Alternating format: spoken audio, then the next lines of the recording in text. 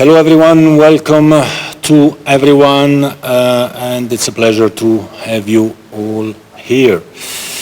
Now I would like to start with some remarks. You remember before the start of the World Cup in Doha, I felt I have to defend the World Cup. Today, after having been re-elected, I feel I have to defend FIFA. And I have a few questions as well for you, actually, because there are a few things which I really don't understand. And unfortunately, because of a few of you, all of you have to listen to another monologue by Gianni Infantino. I hope it will be shorter than the Doha monologue. But I want to say a couple of things. I don't understand, for example, why some of you are so mean. Why? Why? I don't get it. We work hard, I work hard, the whole FIFA team works hard. We don't steal, we don't profit. Maybe I don't speak so much to the media, but that's how I am. And anyway, it's much better you write about football and not football administrators. That's my philosophy, at least. Maybe we don't leak any more secret information or what have you to the media. I don't know. And that's why we need to be criticized. But we feel that's the right way to do. We intervene, we speak, I speak when there is something to say, when we do something, when we propose something. But for the rest, we have to let football to their protagonists. The FIFA president is not a protagonist of football. It's the players, it's the coaches, it's those who have fans all over the world. And we are part of those who have to protect the fans.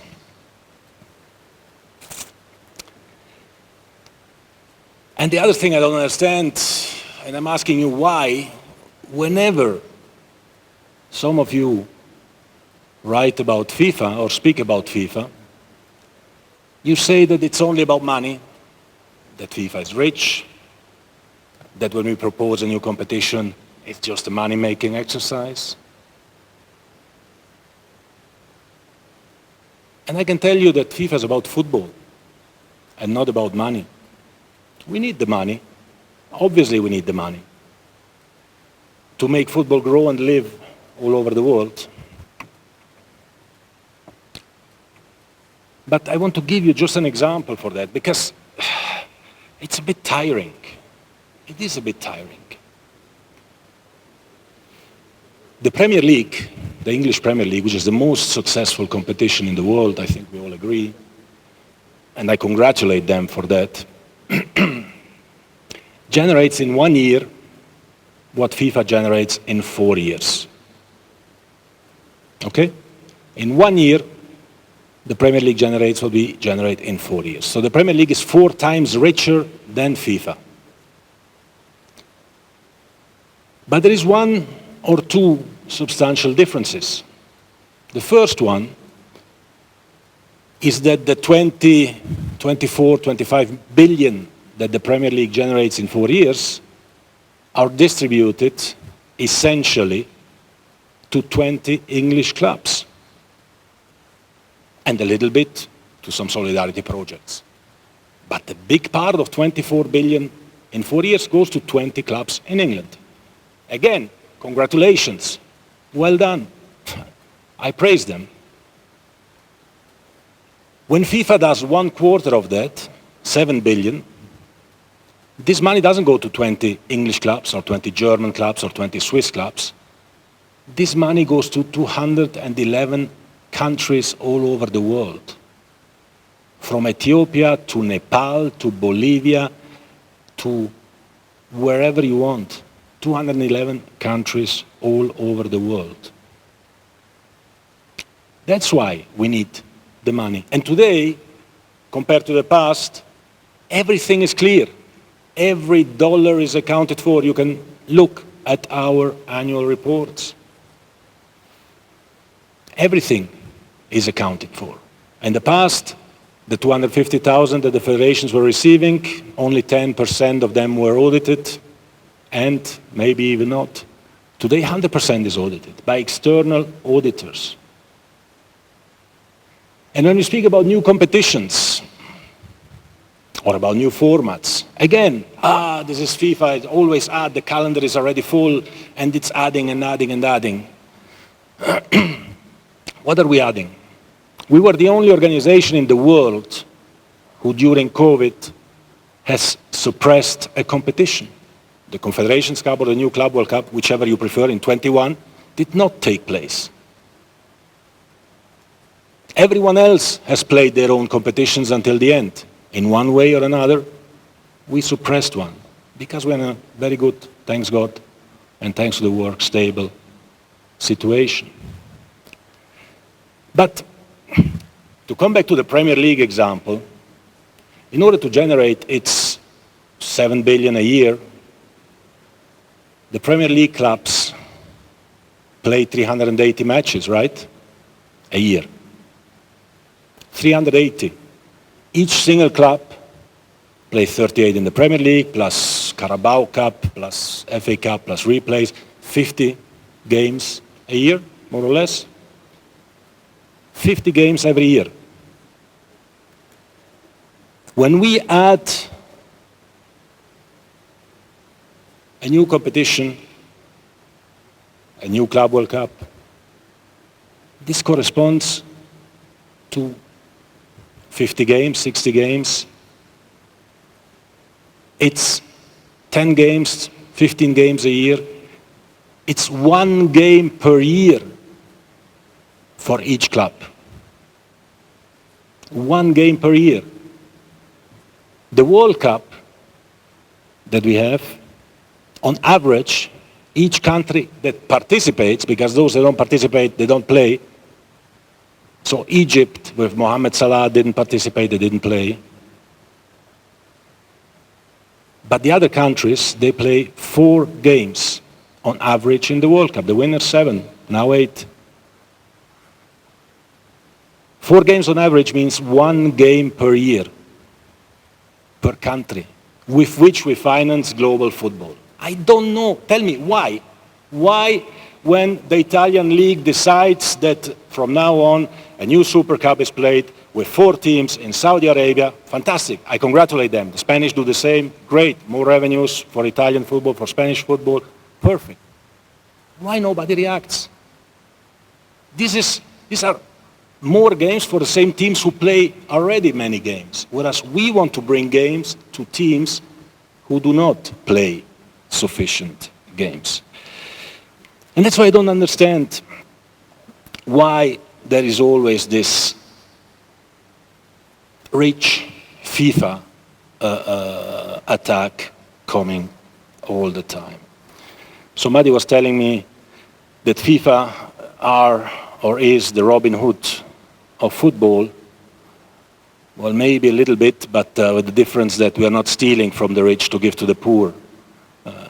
We are commercializing, and we give to the rich as well, but we give to the poor also to make them grow a little bit. And in addition to that come the personal attacks, because you attack FIFA, you attack the FIFA president in order to attack FIFA. Again, why? Give you one example. In the press conference in Doha, before the start of the World Cup, I said at some stage that I knew how it felt to be discriminated because I'm son of immigrants, and because I saw with my eyes what happened in the borders, with passports, medical checks, accommodation, and so on. But some of you, instead of reporting this, they prefer to say that I know what is discrimination because I've red hairs and freckles, which is something I said en passant. And go and listen again to this interview to see what I said. You don't need to like me. You don't need to love me. You can criticize me, of course, and there are opinion articles for that. But please, please, please remain a bit factual.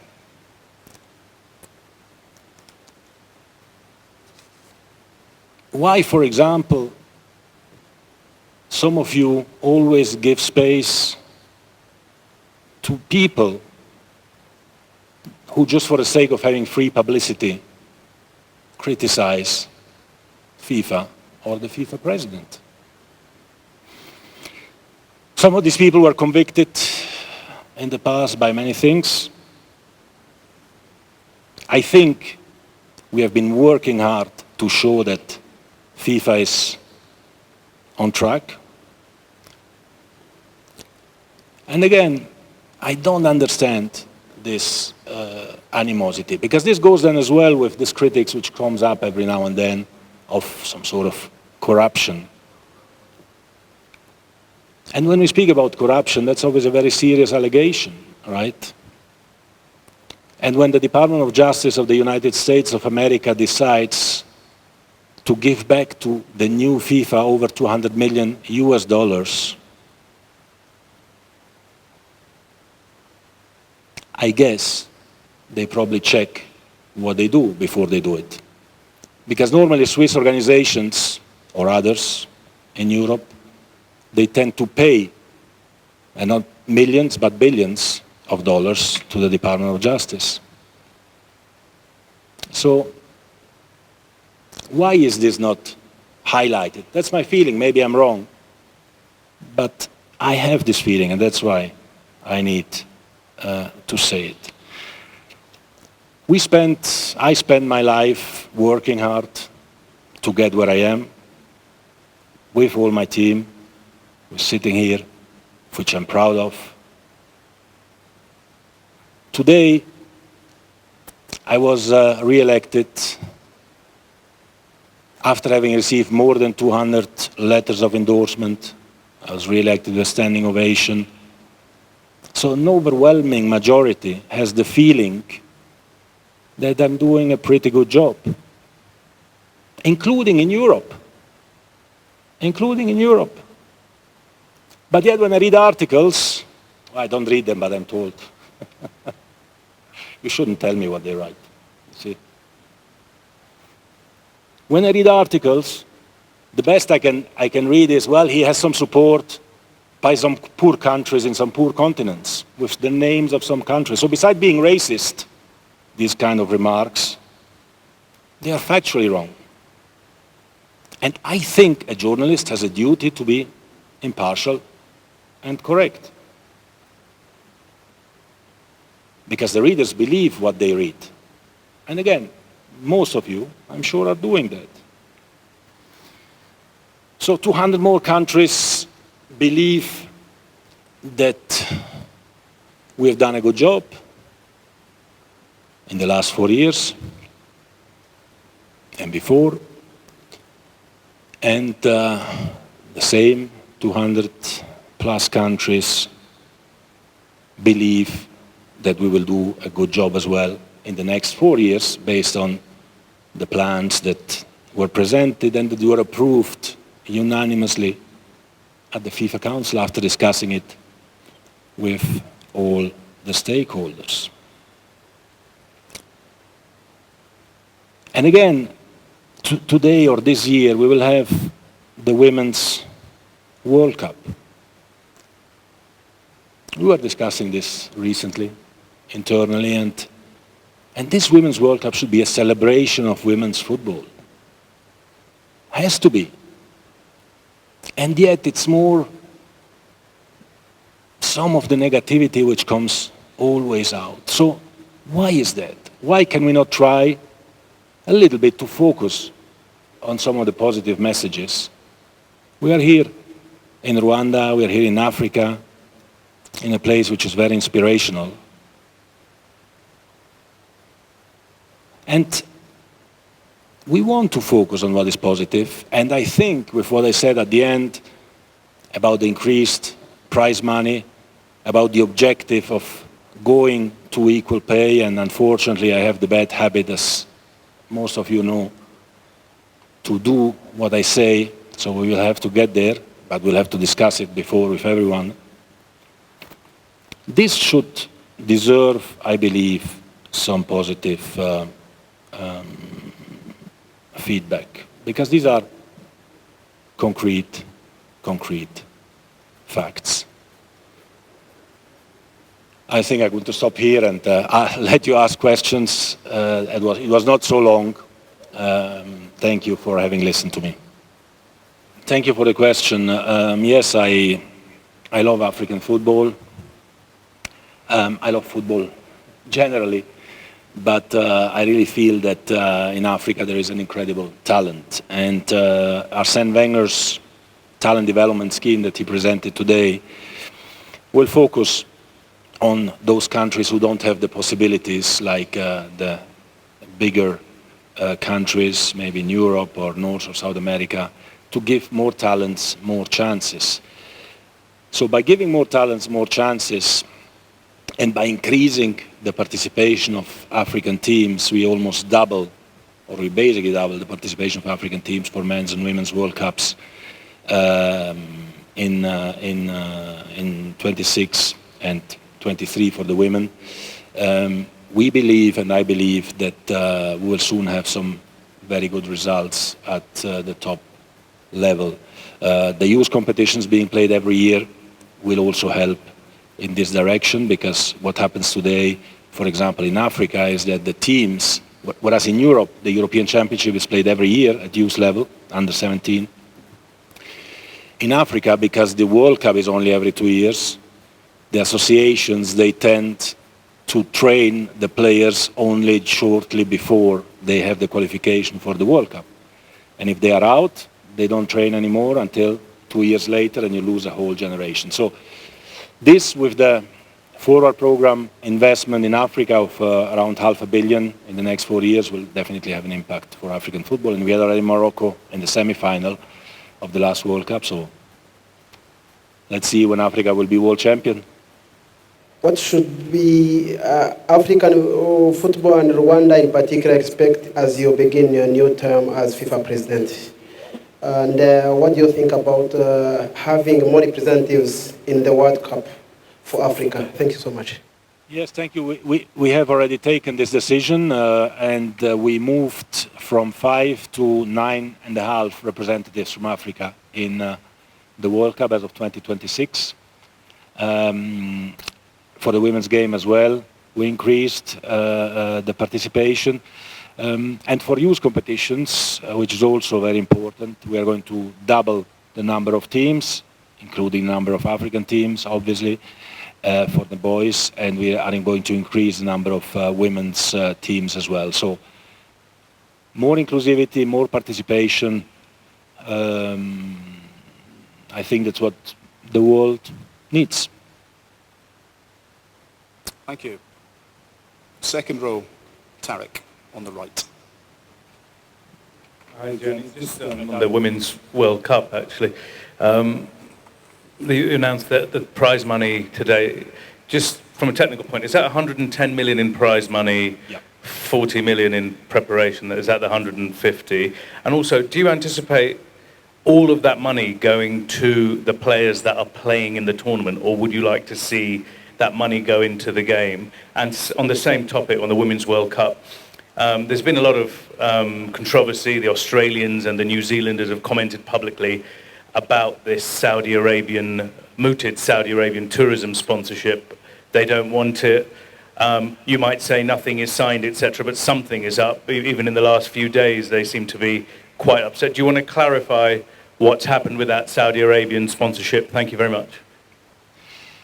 Thank you very much. So the prize money itself will be 110. Then there is an amount for the preparation money, the costs and so on, and there is amount for the club program, club protection, club benefit program, exactly. So 110, and then I don't remember, 30 and 10 or something like this, 31 and 11. It's 152, the precise number, but you will get it from from our team. What we want to do as well, but we have not decided that, we have just been discussing it internally, is to allocate a part of it, one part of it to the players, and one part of it to the federation for investment in youth football, boys and girls, right? So all this will be elaborated in the next few weeks, will be discussed internally, and will be then part of a regulation. But we feel that when we speak about maybe prize money, we have to change. Since you are a great English speaker, maybe you can give us a better name, because prize money could be a bit misleading, right? Because a part of that has to go to the players. That could be the prize money, so to say, for the participant players. But another part as well is obviously there to develop football in that country as well. So we need to divide that. On the visit Saudi question, well, thanks for the question. I can clarify that of course there were discussions with Visit Saudi and so on. At the end, this discussion didn't lead into a contract. So there was, how do you say, a storm in a water glass. Do you say that in English? In German you say storm in a teacup. Uh-huh. In German you say in a water glass. You see in English you say in a teacup. Because you're more sophisticated in English. But having said that, let me say one more thing. FIFA is an organization of 211 countries. I said it in my speech, I think as well. For us, they are all the same. They are all the same. There wouldn't be anything bad, and there is anything bad, in making sponsorships from Saudi Arabia, from China, from the United States of America, from Brazil, or from India, as far as we are concerned. In addition to that, FIFA is a global organization. Now I understand when it comes, for example, to Australia, that Australia has trade with Saudi Arabia of, I don't know, $1.5 billion a year between Australia and Saudi Arabia. This doesn't seem to be a problem or an issue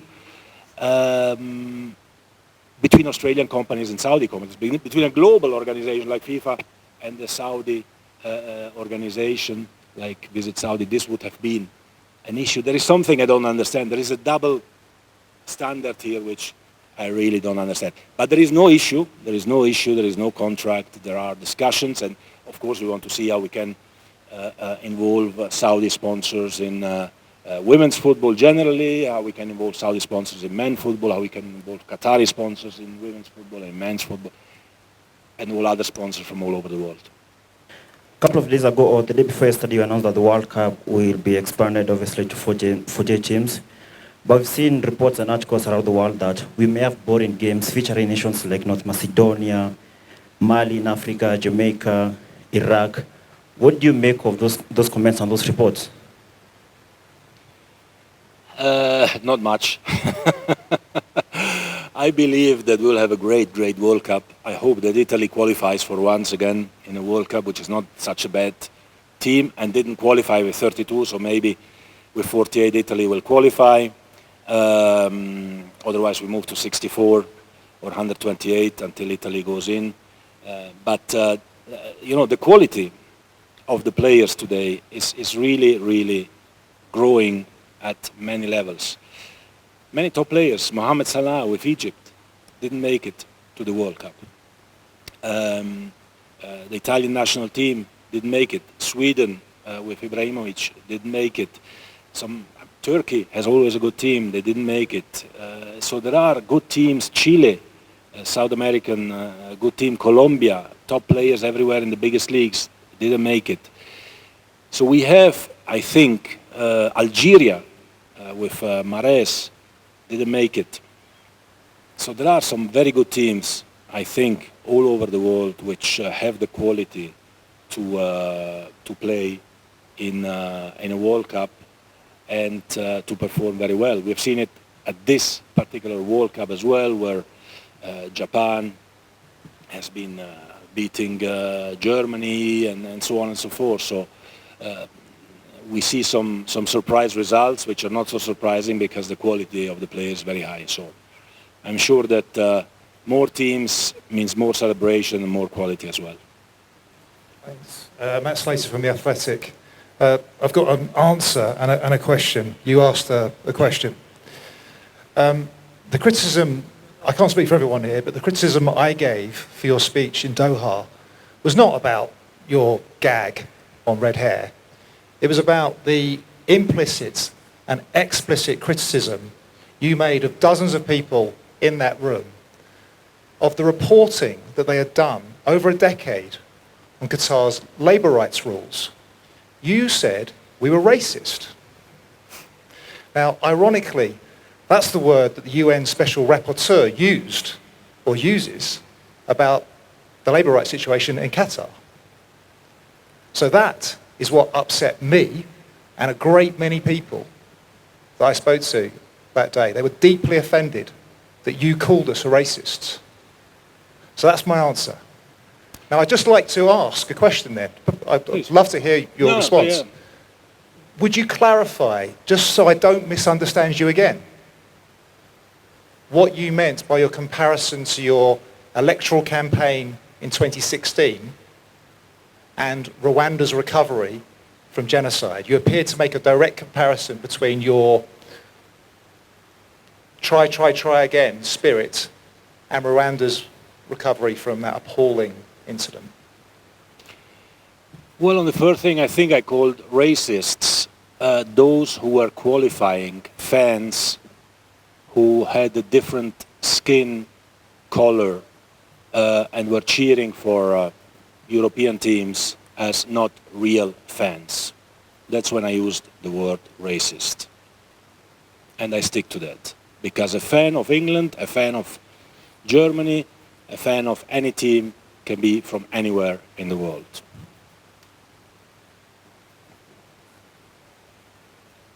On your question, I find it really incredible that you can interpret what I say as making an association with one of the most terrible tragedies that happened in humanity in this country with anything that happened in my life. Anything. I don't know, have you been to the memorial? Go to the memorial. Go to the memorial. Go to the memorial. It's very inspiring. It's inspiring for everyone. I brought my children to the memorial.